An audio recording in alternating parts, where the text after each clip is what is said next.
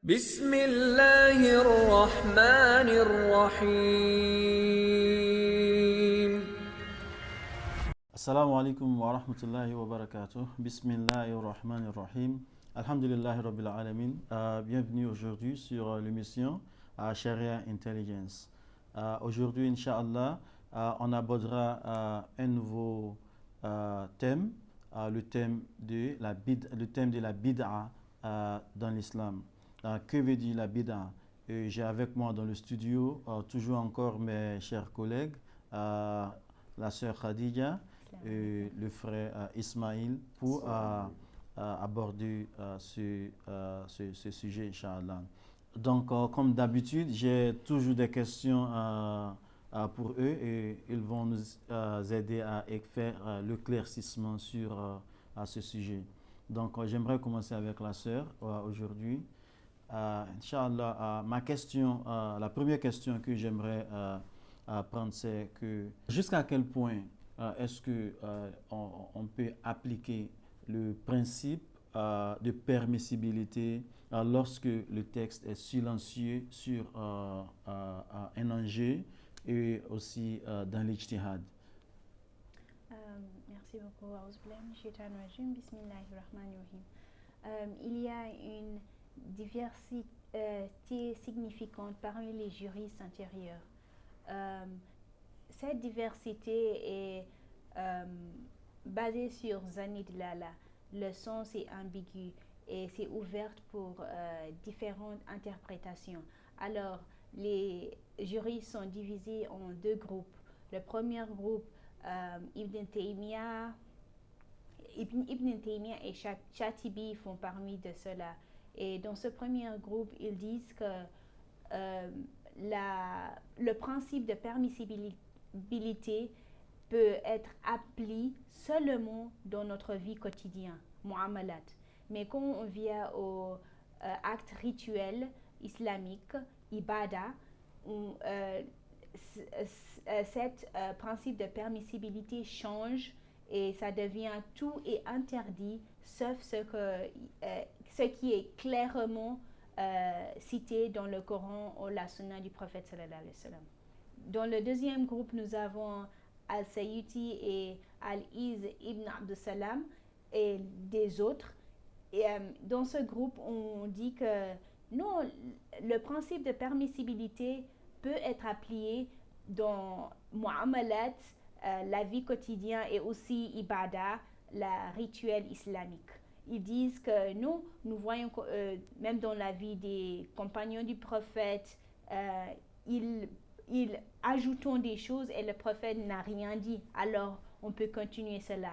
Dans la première groupe, c'est pas comme si ils ne savent pas ça, mais ils disent que non, cela est seulement applicable dans la vie du prophète sallallahu alayhi wa sallam et ses compagnons, et ça arrête là. On ne doit pas continuer avec ça ici, parce que si on fait quelque chose de nouveau, ça devient bid'ah et ce n'est pas acceptable. Et nous pouvons faire même des péchés. Alors, dans la deuxième groupe, ils disent non, si ces choses-là ne vont pas contrarier au verset du Coran et la sunna du prophète sallallahu alayhi wa sallam, pourquoi pas? Et merci beaucoup. Donc, si je comprends très bien, c'est que le principe de permissibilité qui veut dire toute chose est permise dans la religion, sauf s'il y a un texte qui va à l'encontre de cet acte. Donc, ce qui veut dire qu'en tant que musulman, il est permis. Donc, en tant que musulmans, nous sommes permis de faire toutes choses qu'on veut, à moins qu'il y ait un texte dans le Coran qui dit non. Mais ce que vous expliquez maintenant, c'est que on a deux groupes parmi les savants.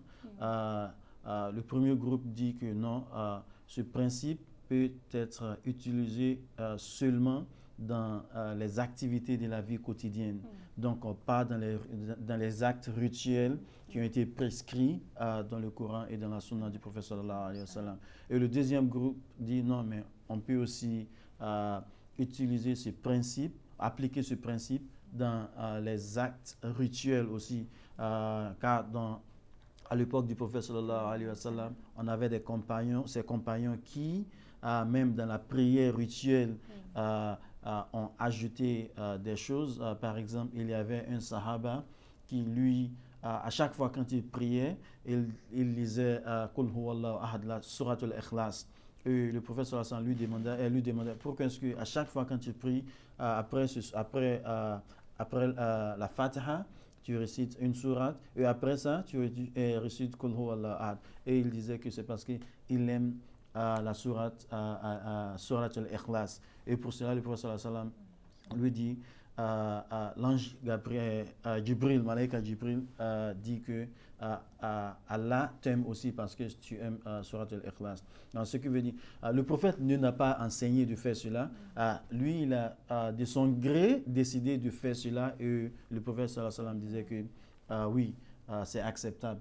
Mais le premier groupe qui dit que non, on ne peut pas utiliser, on ne peut pas appliquer le principe de la permissibilité dans les actes rituels, disent que non, mais ça seulement, on limite l'utilisation de la permissibilité des choses dans les actes rituels à l'époque seulement du prophète sallallahu alayhi wa sallam, parce qu'en ce moment, le prophète était en vie.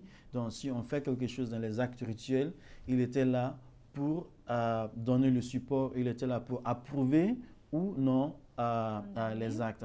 Donc pour cela, c'est à cause de cela. Mais aujourd'hui, le prophète n'est plus parmi nous. Donc si quelqu'un fait des actes qui ne sont pas recommandés, qui ne sont pas prescrits dans les actes rituels, qui est le prophète qui va dire oui, c'est acceptable ou ce n'est pas acceptable? Donc pour cela, ils disent que non, après l'époque du prophète sallallahu alayhi wa sallam, on ne peut pas utiliser ou même appliquer les principes de permissibilité dans les actes rituels. Mais dans les actes, dans les activités quotidiennes, on peut utiliser ce principe-là. Merci beaucoup pour cela.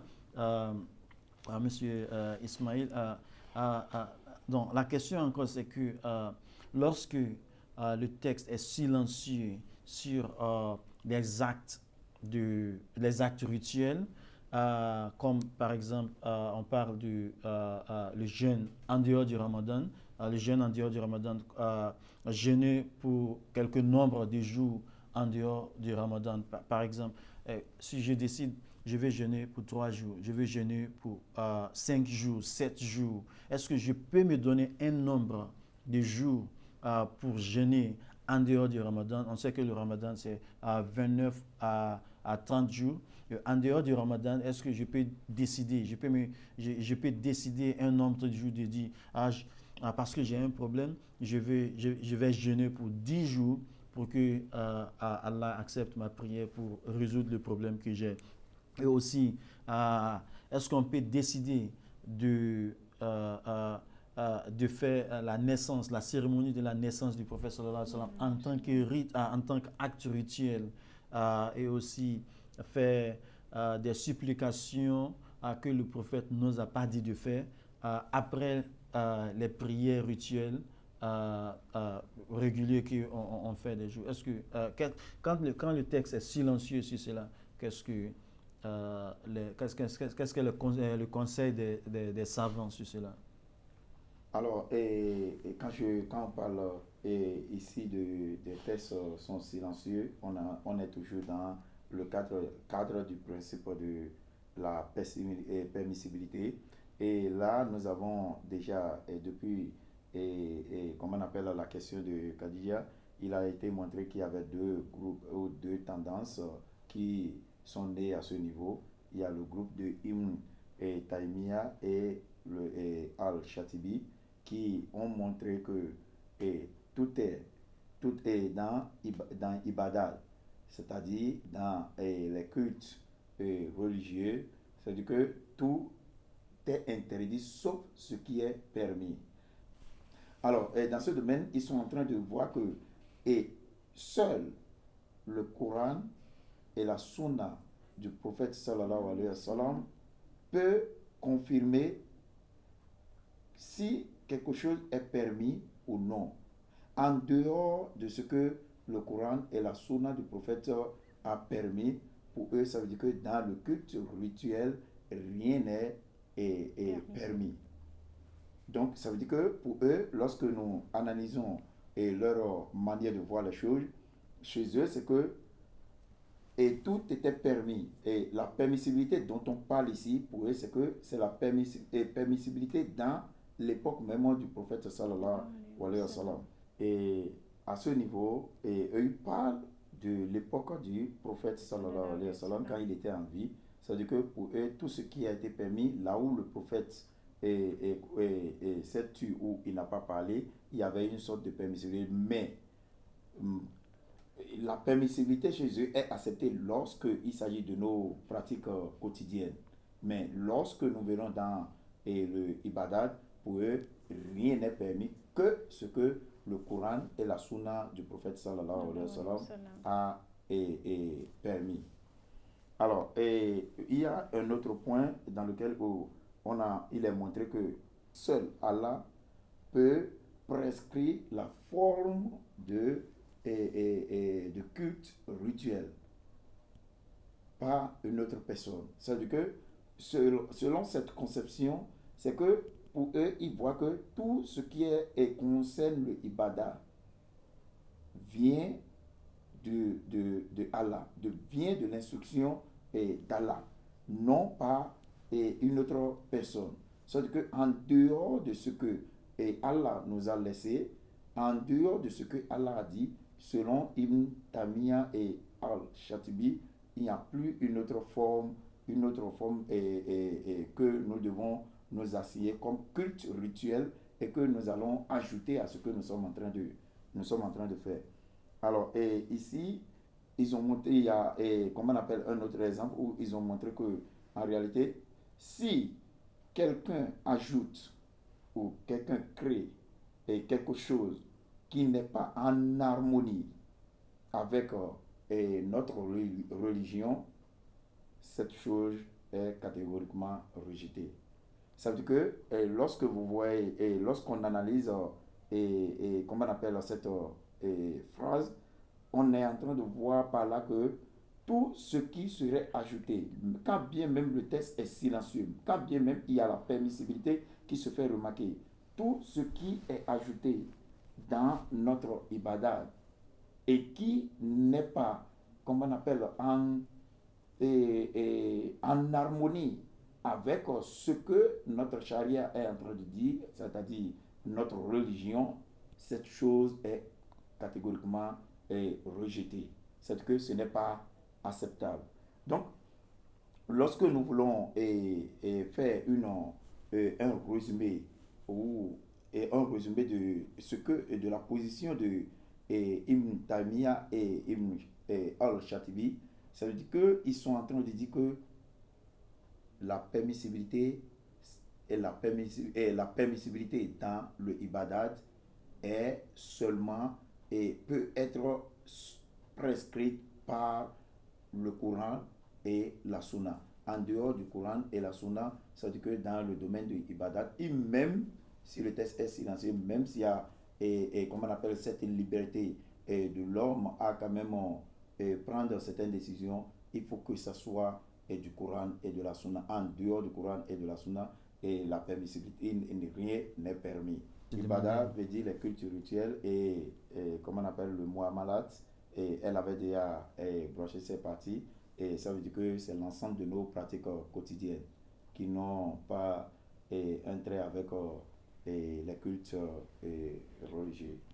Donc généralement, ça veut dire que lorsque nous allons récapituler la position de Ibn Taymiyyah et de Al-Shatibi, il faut comprendre que rien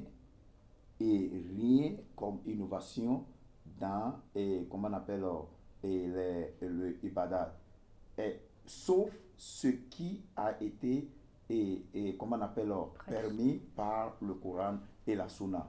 Donc pour eux, comprenez très bien leur position, c'est que la permissibilité est possible dans l'époque du prophète sallallahu alayhi wa sallam. En dehors de du temps du prophète, pour eux, ils ne voient pas qu'est-ce qu'on doit ajouter dans notre ibadah, parce qu'on ne sait pas que est-ce que c'est accepté par le Coran et la Sunna, ou il n'y a personne qui en ce moment peut juger, peut dire oui, ça là c'est acceptable parce que le prophète n'est plus. Donc pour eux, il faut nécessairement se limiter au niveau du Coran et de la Sunna. Donc, merci beaucoup. Donc, cela veut dire que puisque le Coran ou même la Sunna du prophète sallallahu alayhi wa sallam, par exemple, nous a pas prescrit de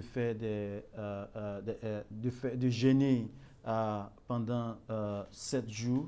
Donc, en tant que musulman, on ne peut pas, il n'est pas permis de jeûner pendant 7 jours. Le jeûne dans le Ramadan est prescrit dans le Coran, et ça c'est pendant 30 jours, un mois. Dans la sunna du prophète sallallahu alayhi wa sallam, c'est permis de jeûner lundi, les lundis et les jeudis. Et aussi, si on veut aller plus loin aussi, on peut décider les 14, 15 et 16 de chaque mois, on peut décider de jeûner. Parce que le prophète sallallahu alayhi wa sallam a prescrit cela, pas comme obligatoire, mais sont les prescriptions volontaires que le prophète sallallahu alayhi wa sallam nous a données. Et aussi, je crois qu'il disait aussi que c'est possible, nous prescrire aussi volontairement, qu'on peut faire des jeûnes volontaires à des jours alternatifs. On jeûne aujourd'hui, on ne jeûne pas demain, après-demain on jeûne, et le jour suivant on jeûne. On peut faire cela aussi. Plus pour ceux qui voient qu'ils sont forts, ils peuvent continuer ainsi. Mais en dehors de cela, selon ceux qui disent qu'il n'est pas permis en dehors du Coran et de la Sunna du prophète sallallahu alayhi wa sallam, on ne peut pas utiliser, on ne peut pas appliquer le principe de la permissibilité. Pour eux, se donner de nombre de jours, de dire je vais jeûner pour 7 jours, ce n'est pas acceptable. C'est ce qu'on appelle bid'a, l'innovation. Et le sujet d'aujourd'hui, c'est le bid'a. Et quand on parle du bid'a, on parle d'innovation rejetée dans l'islam. Des innovations qui ne sont pas acceptables dans l'islam, dans des actes rituels de l'islam. Merci beaucoup. J'aimerais, et aussi si je vais prendre aussi encore, parce qu'il y a un débat sur est-ce que c'est permis de célébrer la naissance du prophète sallallahu alayhi wa sallam. Donc, ceux qui considèrent considérer la naissance, la célébration de la naissance du prophète sallallahu alayhi wa sallam, ce qu'on appelle Mawlud al-Nabi, considérer ça comme un acte rituel, n'est pas acceptable chez eux. Donc, pour eux, c'est bid'a. Donc, si c'est seulement un acte, comment dirais-je, des affaires quotidiennes seulement, donc il n'y a pas de problème.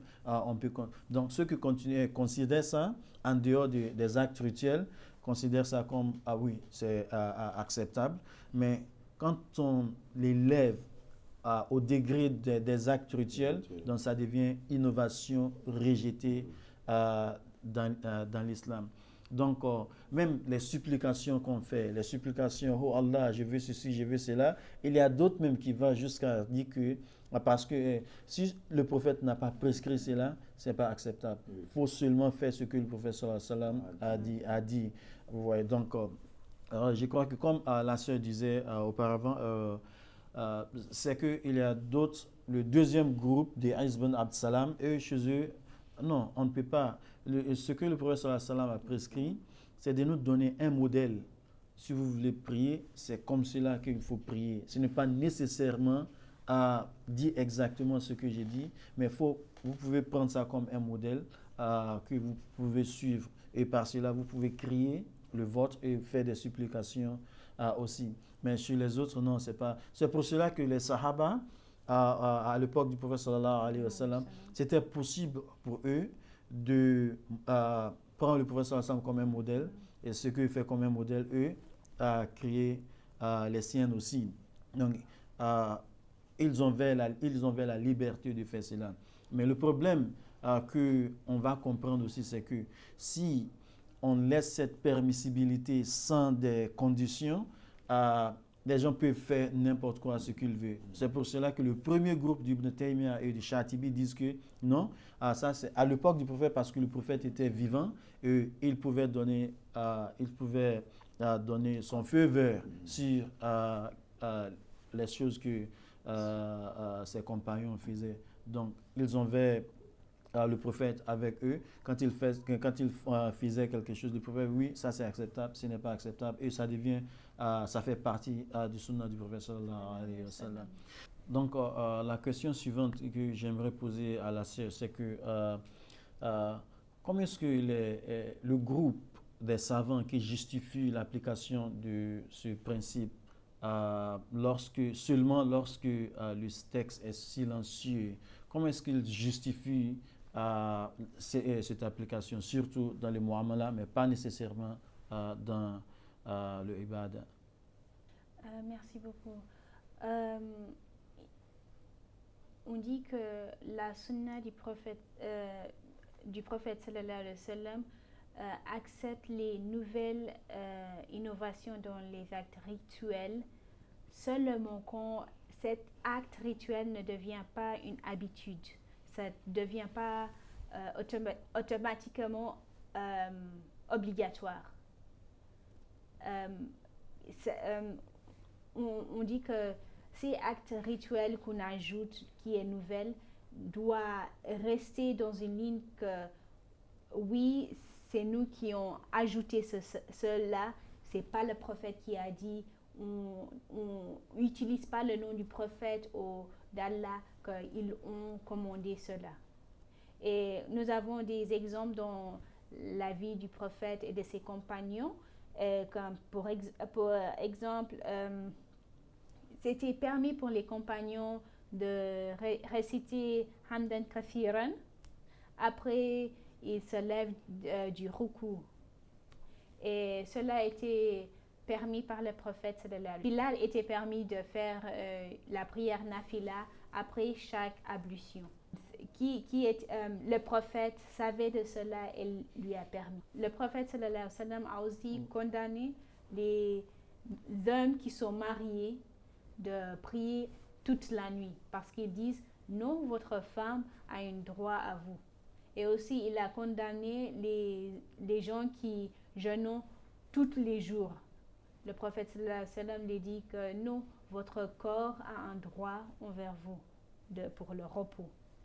Alors les juristes de la deuxième groupe qui dit que toutes les choses est permis dans l'ibada, les actes rituels et aussi dans mu'amala, les activités de la vie quotidienne, dit que si c'est pas seulement pendant la vie du prophète sallallahu alayhi wa sallam, nous pouvons continuer cela, mais aussi nous devons avoir dans notre tête que non, c'est pas obligatoire, nous ne devons pas créer quelque chose et utiliser le nom de Dieu pour ce que Dieu ne nous a pas commandé et le prophète sallallahu alayhi wa sallam n'a pas prescrit.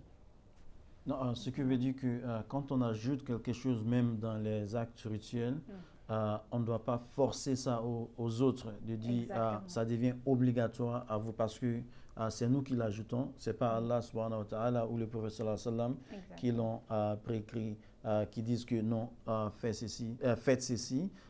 Donc c'est nous seulement qui l'ajoutons, donc on ne peut pas l'élever au niveau d'obligation. Merci beaucoup pour cela.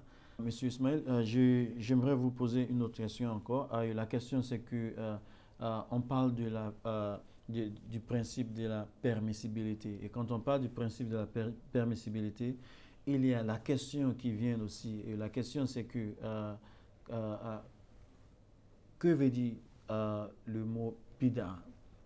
Quelles sont les définitions des mots bid'a? Parce que la permissibilité nous dit on peut faire ceci, on peut faire cela, à moins qu'il y ait des textes qui disent non, on ne peut pas les faire.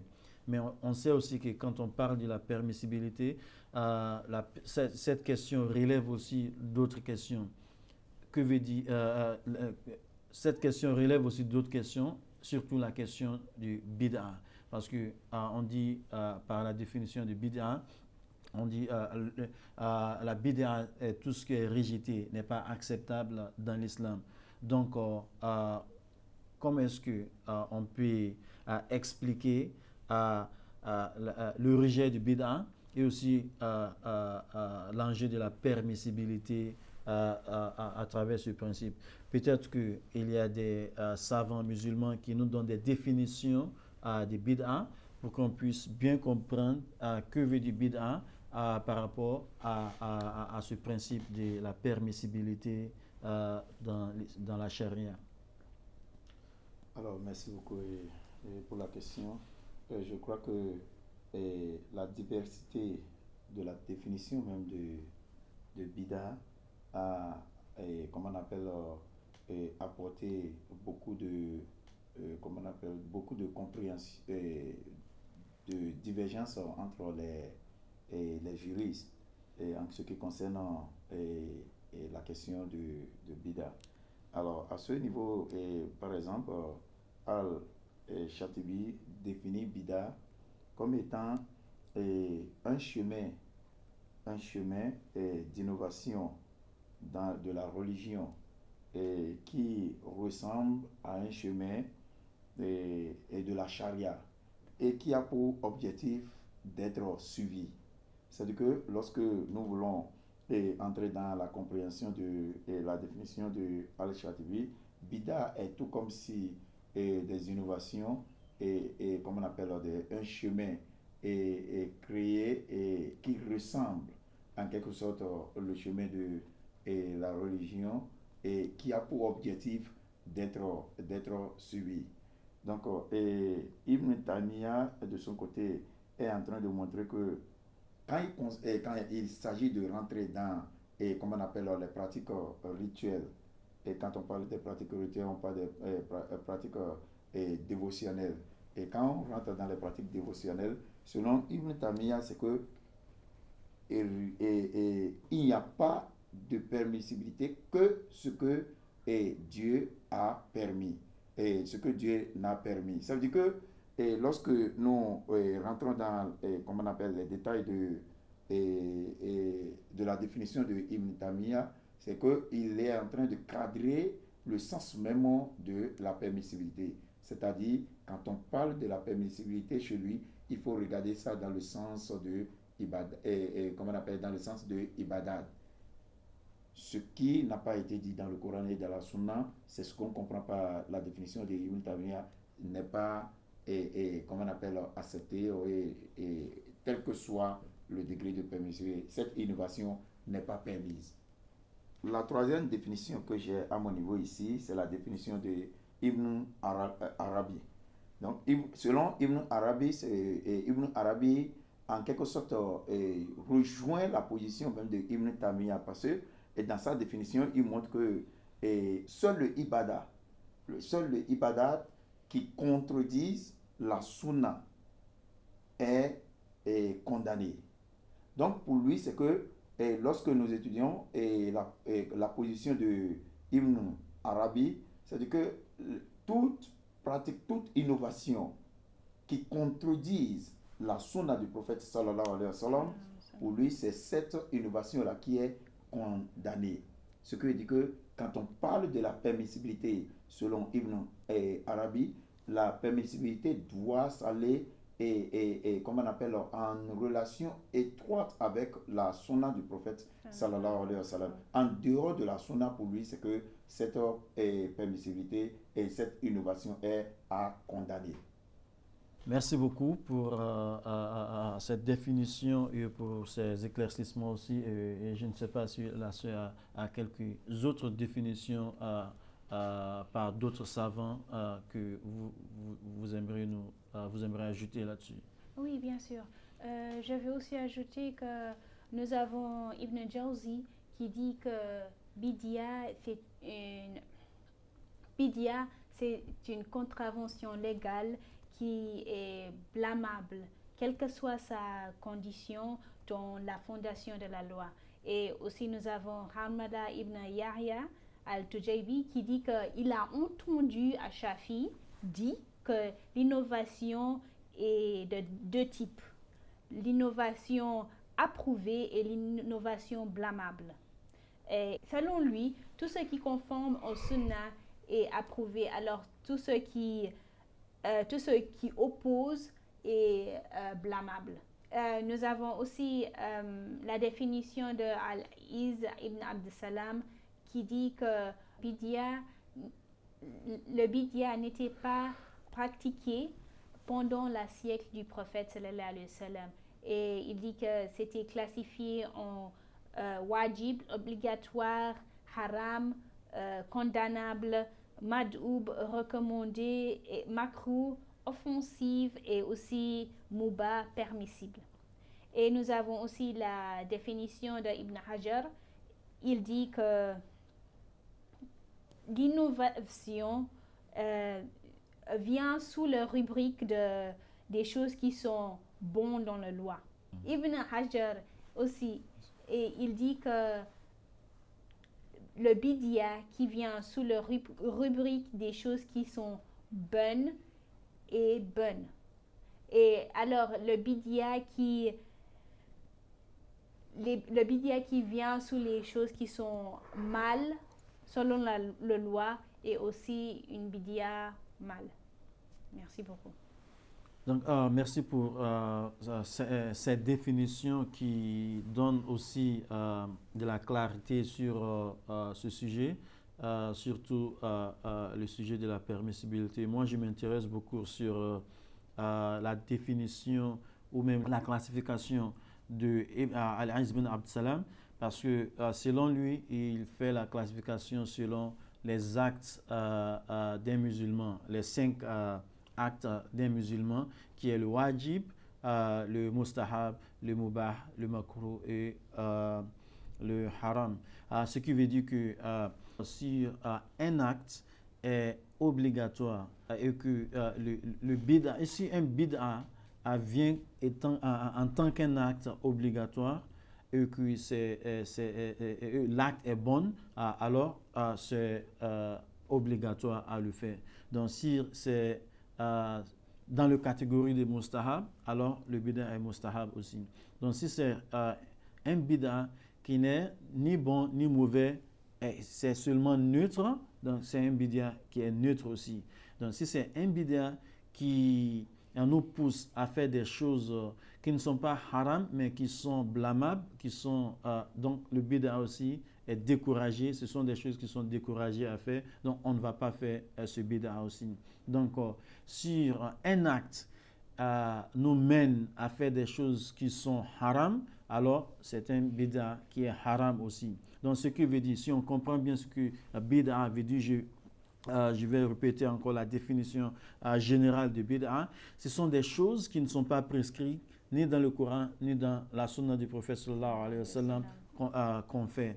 Donc le problème, le débat s'élève parce que on veut savoir, est-ce que dans les actes rituels, dans les actes obligatoires rituels, est-ce que en tant que musulman, je peux créer mes propres actes à faire, les choses qui ne sont pas prescrites par Allah et le prophète sallallahu alayhi wa sallam.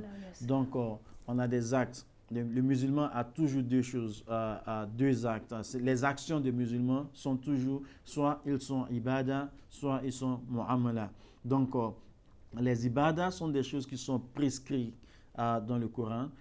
Faire ceci et dans la sunna du prophète sallallahu alayhi wa sallam. C'est ainsi qu'on prie, les prières, les 5 prières qu'on fait par jour sont des actes d'ibadah.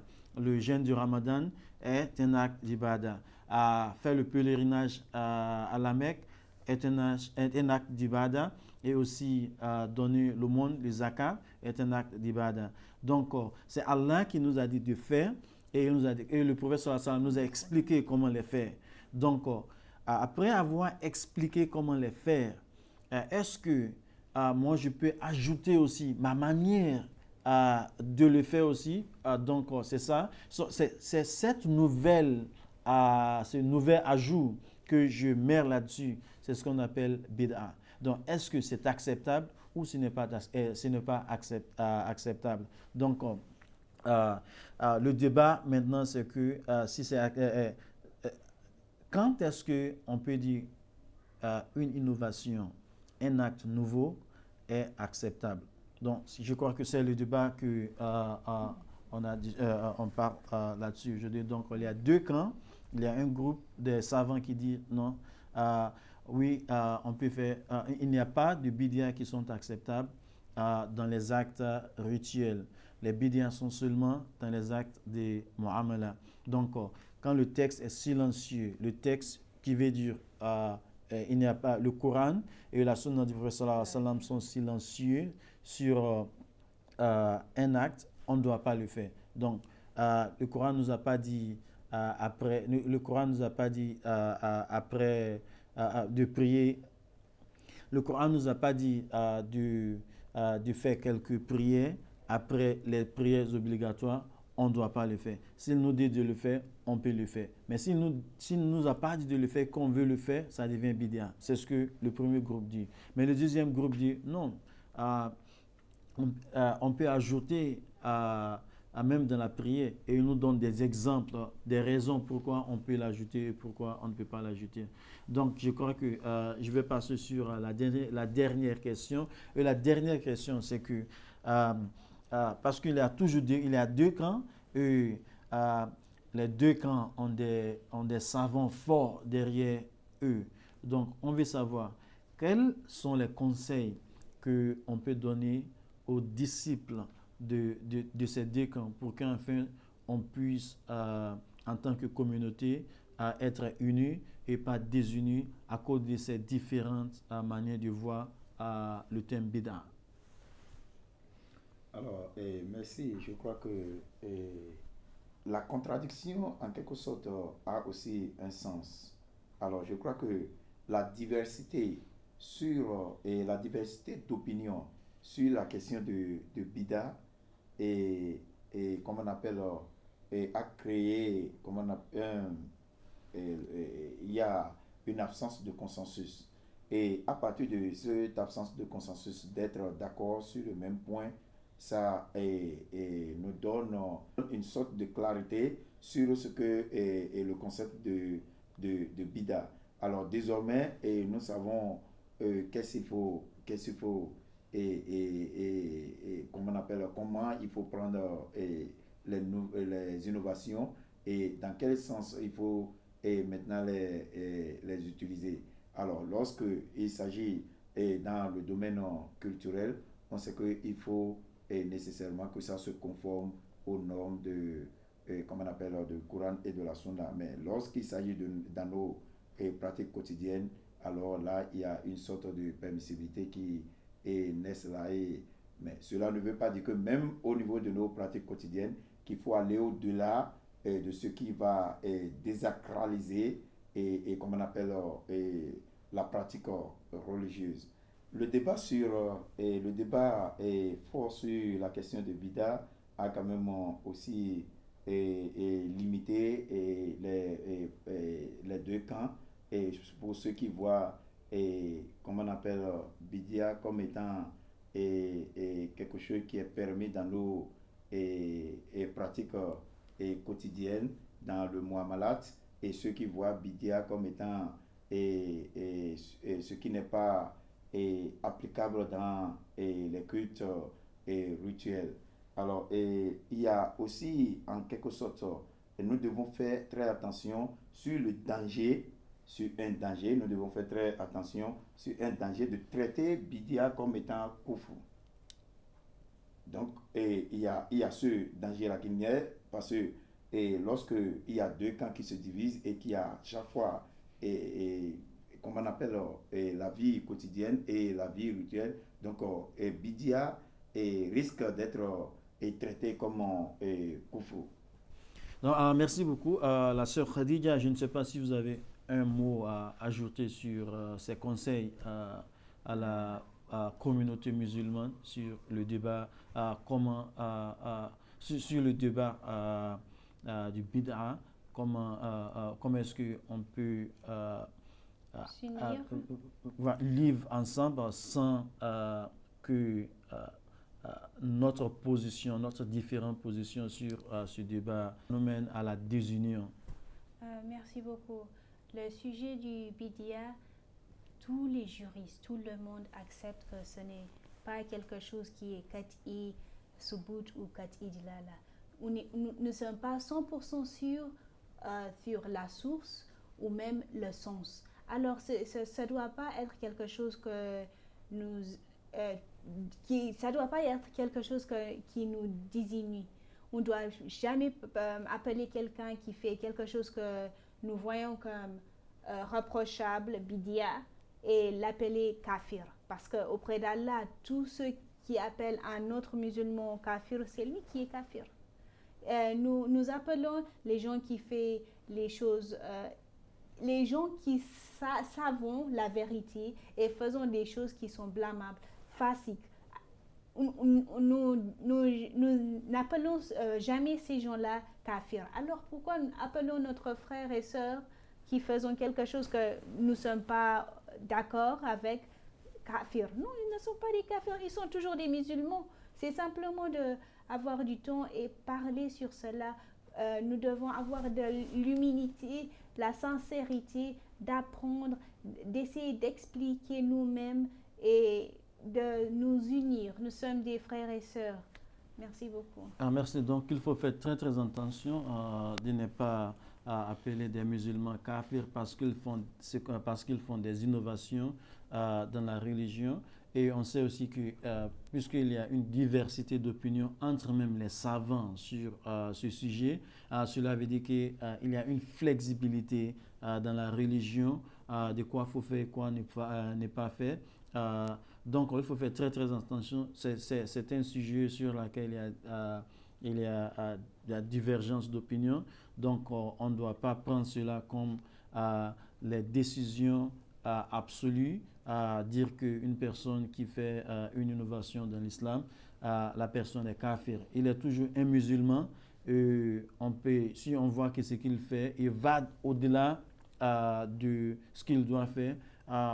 On n'a que l'engager dans un dialogue et pour le convaincre à revenir, à ne pas faire plus, à ne pas aller au-delà des actes qu'il doit faire. Donc, je crois que c'est le dialogue. Ça prend du temps. C'est pas facile à convaincre une personne en un jour. Donc, c'est le dialogue. On continue à faire le dialogue et on croit aussi que un jour ou l'autre, la personne acceptera à notre position et agira là-dessus.